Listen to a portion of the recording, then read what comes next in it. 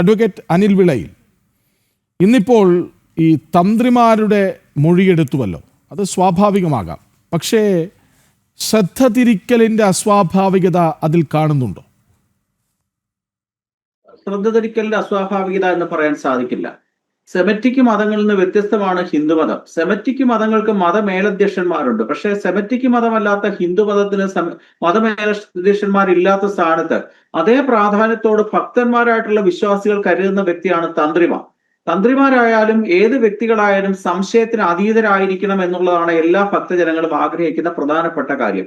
ഈ കേസിനകത്ത് തന്ത്രിക്കും ചില വീഴ്ചകൾ കൃത്യമായി സംഭവിച്ചിട്ടുണ്ട് എന്ന് സാധാരണ ഹൈന്ദവ സമൂഹത്തിലെ അല്ലെങ്കിൽ അയ്യപ്പനെ സ്നേഹിക്കുന്ന ഒരു വിശ്വാസിക്ക് തോന്നിയാൽ അതിന് കുറ്റം പറയാൻ സാധിക്കില്ല. കാരണം നമ്മൾ ശ്രദ്ധിക്കേണ്ടത്, ഒരു ശബരിമല ക്ഷേത്രത്തിൽ ഏറ്റവും കൂടുതൽ ഇടപെടുന്ന വ്യക്തി ആരാണെന്ന് ചോദിച്ചാൽ ഉത്തരം വളരെ കൃത്യമാണ്, തന്ത്രി തന്നെയാണ്. കാരണം എന്താണ്? ദേവസ്വം ബോർഡ് പ്രസിഡന്റ് ആയിക്കൊള്ളട്ടെ, ദേവസ്വം ബോർഡ് അംഗങ്ങളായിക്കൊള്ളട്ടെ, അവരൊക്കെ 1, 2, 3 വർഷക്കാലത്തേക്ക് മാത്രം വരുന്നവരാണ്. ശബരിമല മേൽശാന്തിയായിട്ട് വരുന്ന വ്യക്തി 1 വർഷത്തേക്ക് വരുന്ന വ്യക്തികളാണ്.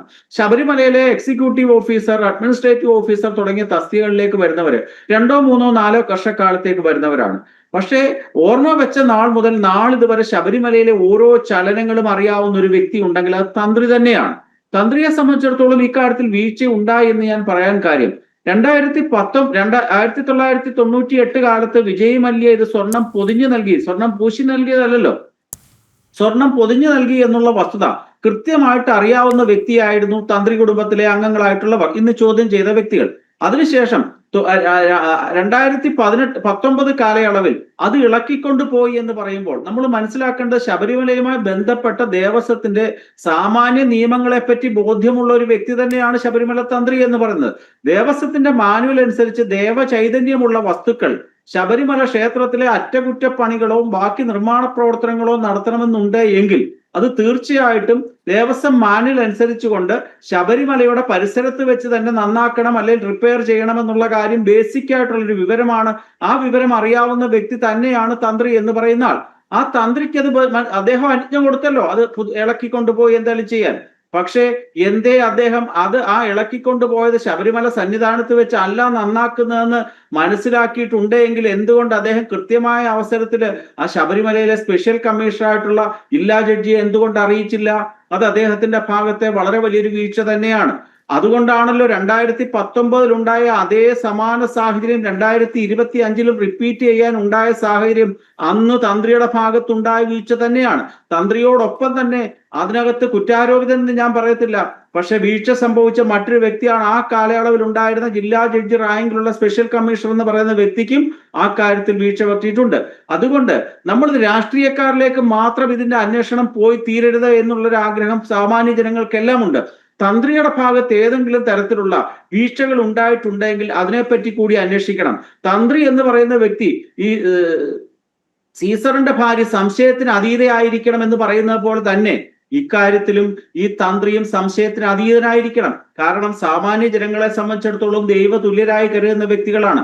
അതുകൊണ്ട് തന്ത്രിയെന്നോ മന്ത്രിയെന്നോ ജഡ്ജിയെന്നോ നോക്കാതെ ഈ കേസുമായി ബന്ധപ്പെട്ട് സംശയമുള്ളവരെ എല്ലാം കൃത്യമായി ചോദ്യം ചെയ്യുകയും അവർ കുറ്റം ചെയ്തിട്ടുണ്ട് എങ്കിൽ അവരിലേക്ക് ഈ അന്വേഷണം കൊണ്ടെത്തുക തന്നെ വേണം.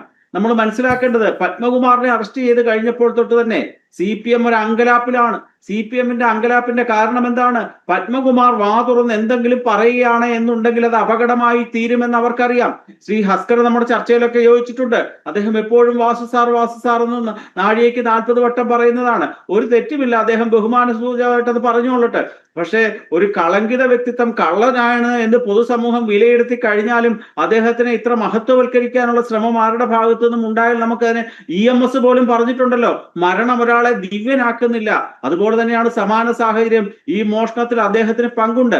ഇത് കാരണഭൂതരിലേക്ക് തന്നെ എത്തിച്ചേരണം എന്നുള്ളതാണ് എല്ലാവരും ആഗ്രഹിക്കുന്നത്. കാരണം എന്താണ്? ഇത് 5, 6, 7 പേരിൽ ഒതുങ്ങുന്ന ഒരു സംഭവമല്ല. ഒരു ദേവസ്വം ബോർഡ് പ്രസിഡന്റിനോ ഒരു തിരുവാഭരണം കമ്മീഷണർക്കോ ദേവസ്വം ബോർഡ് അംഗങ്ങൾക്കോ മാത്രമായി കൊള്ള ചെയ്യാൻ സാധിക്കില്ല. ഇത് എല്ലാവരും പറയുന്ന ഒരു കാര്യമുണ്ടല്ലോ, ശബരിമലയിൽ ഇന്ന് കാണുന്ന ഇതൊക്കെ തന്നെ അതിന്റെ യഥാർത്ഥത്തിലുള്ള രൂപമല്ല, അതിന്റെ റെപ്ലിക്ക മാത്രമാണെന്ന് പറയുന്നുണ്ട്. യഥാർത്ഥത്തിലുള്ള അവിടുത്തെ ഉപയോഗിച്ചിരുന്ന വസ്തുക്കൾ വിദേശ രാജ്യങ്ങളിലേക്ക് കടത്തപ്പെട്ടിട്ടുണ്ട്.